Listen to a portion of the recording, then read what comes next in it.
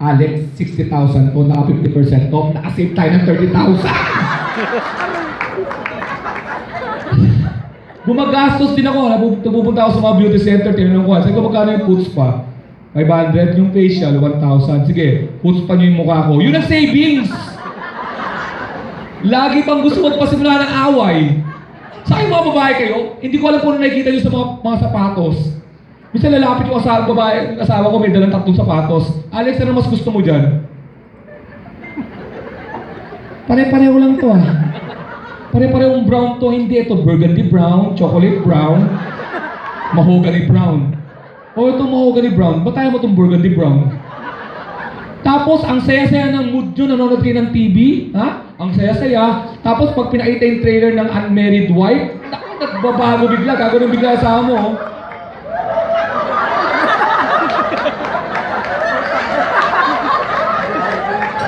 Baka ginagawa mo yan, ha?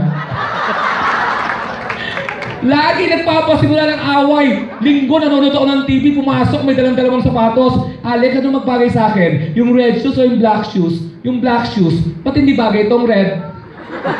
Ang tagal ko na sinusuto, ngayon mo na sasabing hayop ka?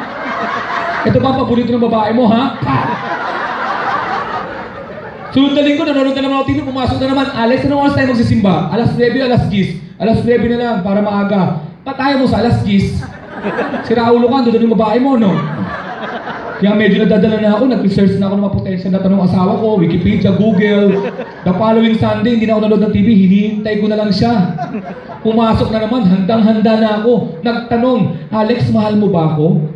Sabi ko, dali nun ah. Sinagot ko, oo naman. Okay, may follow-up question ako. Halimbawa, hindi tayo naging mag-asawa, no? Nagkaroon ka ng asawang iba. Mahal na mahal mo siya. Namamasyal kayo sa mall, no? Nasalubong mo ko. Magkakagusto ka ba sa akin?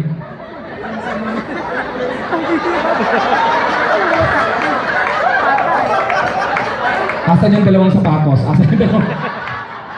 Oo naman, magkakagusto ko sa'yo. So kahit may asawa ka na, magkakagusto ko sa'yo, mahayop ka talaga. Kaya may kaibigan ako sa tapat na kapitbahay namin, ang macho, sosyal. Umuwi yung lalaki, yung kaibigan ko umuwi, lasing. Sinulubong siya ng asawa niya, sabi na, sosyal mag-aaway, sabi ng babae, hey, you're drunk again. Damn you, sabi ng stop it. Sabi ko, gagayahin ko yun. Umuwi ako, lasing din, sabi ng asawa ko, hayop ka, lasing ka na naman. Hayop, stop it. Dapat may kutsilyo ka. Dalhin mo ako sa ospital. Bakit? May babae ka pa sa ospital? Pasalamat nga ako sa anak ko, kundi dahil sa anak ko, ang dami kong sakit na katawan inabot, nag-aaway kami, di ba? Uy, hayop ka, lasing ka naman, sisilip ng anak ko. Mami, daddy, are you fighting? Sasabihin ng asawa ko, anak, no, go back to your room. Sasabihin ko naman, anak, don't. Don't go back to your room. Go back inside. Sleep with us. Sleep in the middle. Akala ko ligtas na ako doon, may powers yung asawa ko, nakakasigaw ng tahimik yun. 10 minutes later, sasampay na ako nun.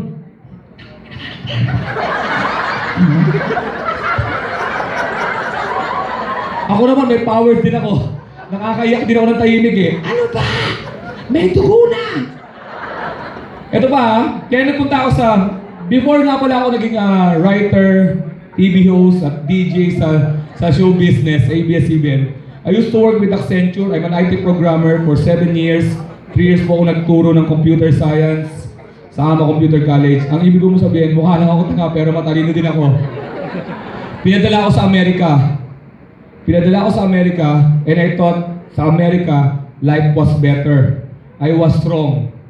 Ito pa rin Pilipinas ang magaling. Papaliwanag ko sa inyo kung bakit. Nasa Amerika ako, I was in California, na-experience ko ang 5.8, 6.2 magnitude na earthquake. Earthquake talaga, on a daily basis. Na-miss ko ang lindol sa Pilipinas. Iba lindol dito. Cute, di ba? Parang ganito, oh. Lumindol? Naramdaman mo? Check natin sa Facebook. Girl, lumindol, ho! Ang lindol dito, yabangan eh. Lumindol sa inyo, hindi. Lumindol sa amin. High-tech America? I don't think so. America, para i-measure yung lindol, kailangan nila ng Richter scale. Sa Pilipinas, mas high-tech tayo. Hindi natin kailangan yan. Anong kailangan natin? Titignan lang natin yung chandelier. Ang lakas nito. Gumaganon siya, oh! Amerika, pag nag-brown out, you have to call the electric company para malaman yung schedule na pagbalik. Dito sa Pilipinas, mas high-tech dito. Pag nag-brown out, wala tayong gagawin. Hintayin mo lang magpalakpakan yung kapitbahay. May ilaw na.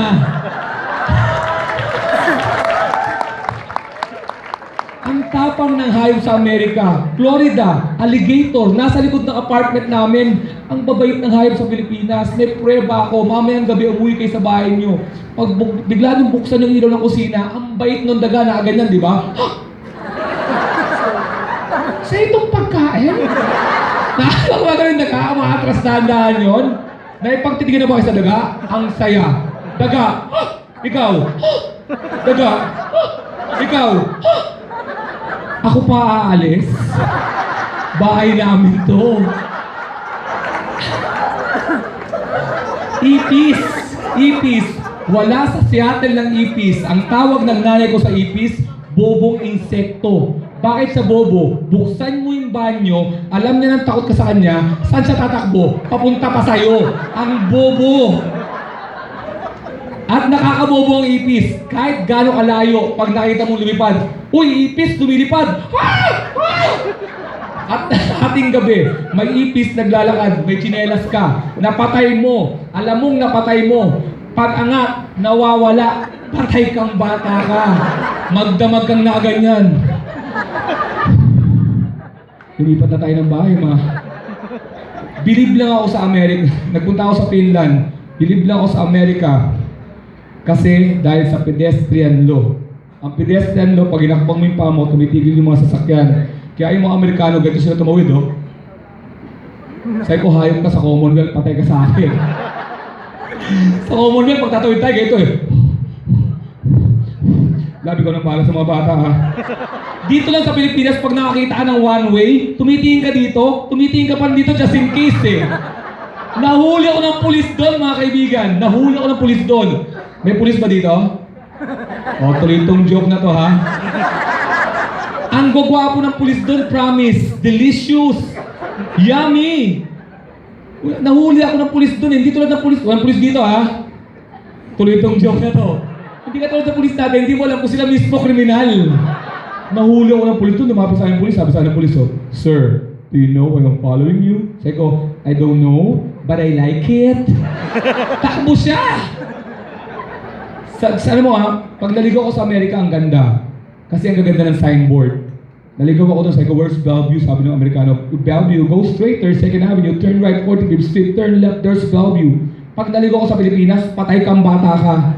Noong saan po yung Makati? Makati, diretso ka, no? Pagdating mo sa kanto, may puno ng nyog, no? May 3 bunga, medyo brown, no? Kumanan ka, may Jollibee. Laging may Jollibee. Ang Jollibee tinayo sa mga taong naliligaw, di ba? Pag kanan mo, may Jollibee. Pag left mo, pang 5 bahay, Blumbubong, Barangay Hulyon, doon ka magtanong. 4 na klase lang mapagtatanong mo pag naliligaw ko sa Maynila. Una, hindi taga doon. No? Asa po yung Makati? Hindi ako taga dito, eh. Maka-short ka na atan, hindi ako taga dito, promise. Yung pangalawa, yung nagmamagaling. No, saan po yung Makati? Pare, come on, no? Diretso ka, no? Pagdating mo sa kanto, kumanan ka. Diretso ka lang. Pag wala doon, bumalik ka, kumaliwa ka naman. Handyan lang yan. Yung pangatlo ay talagang magaling. No, saan po yung Makati? Makati. Sino bang kailangan mo sa Makati? Easy lang, easy lang. Yung pangapat, yung palaging galit. No, saan po yung Makati? Hindi ko alam! Pero lagpas ka na!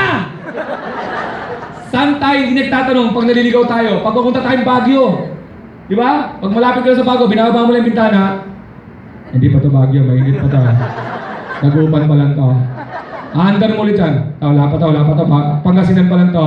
Andar mo ulit dyan. Ito, bagay na. Ba't malamig na hindi? Wala na yung relo ko eh. Pag nagkasalubong ang 2 Pinoy sa Amerika, ganito lagi usapan. Pinoy ka? Oh, Pinoy din ako eh. Taga saan ka? Quezon City? May kilala kang Mike Chua? Anong kala mo sa Quezon City? Compound?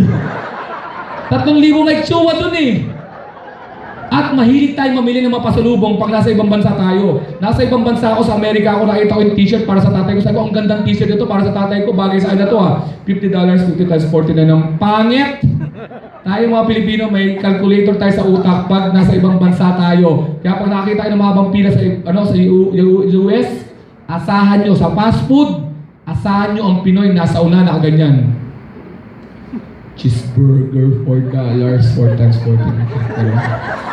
Sobra naman cheeseburger yan.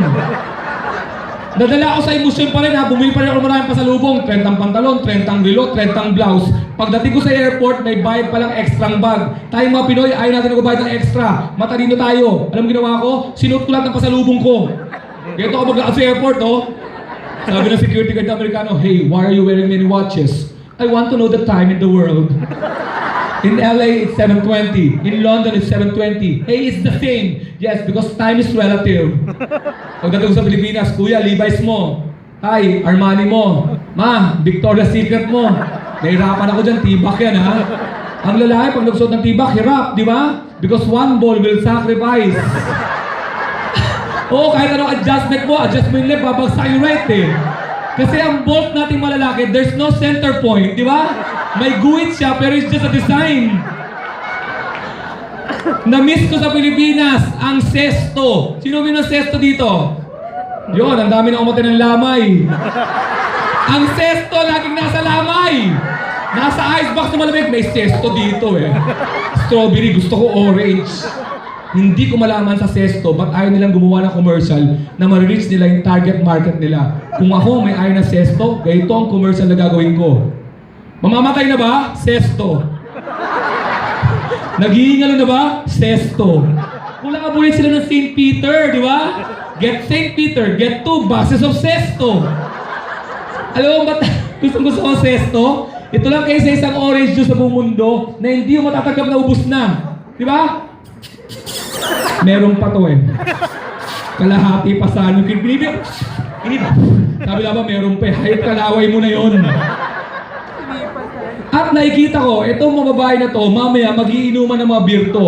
Ba't umiinom ang mga babae ng beer? Kasi sa commercial ng beer, mapababae, mapalalaki, walang lasing. Napansin niyo ba? Lahat nagsasayawan. Di ba? Lalaki nagsasayaw na ganyan, lasing na dapat siya, di ba? Sampinto, nalasing, nag-swimming, umahon, naglakad ng sexy. Hindi mangyayari sa totoong buhay yun. Ang babaeng lasing, nag-swimming, hindi naaahon yun. Nakaganon yun, no? Gusto mo ako? Lusong ka. Pag ako gumawa ng beer, yung totoo lang. Dapat may lasing, parang ganito. Red Doors, ito ang tama. Pare, mahal na mahal ko siya.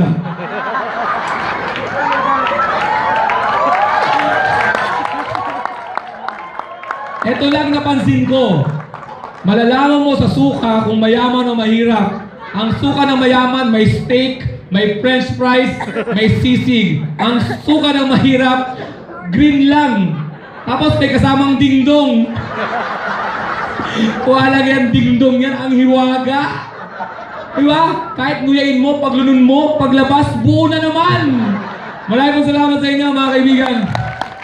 Merry Christmas to everyone. I am Alex Calyan. We're promoting this kind of comedy. We're Comedy Manila. Kasama po namin si Ryan Rems, Nonong Balinan sa isang grupo. And we're trying to promote again this kind of comedy. Thank you for supporting us. And I hope if you want to see our schedule, Comedy Manila, Alex Calyan 1007. Enjoy the rest of the evening, ladies and gentlemen. One more time, come on! Your host. Thank you very much.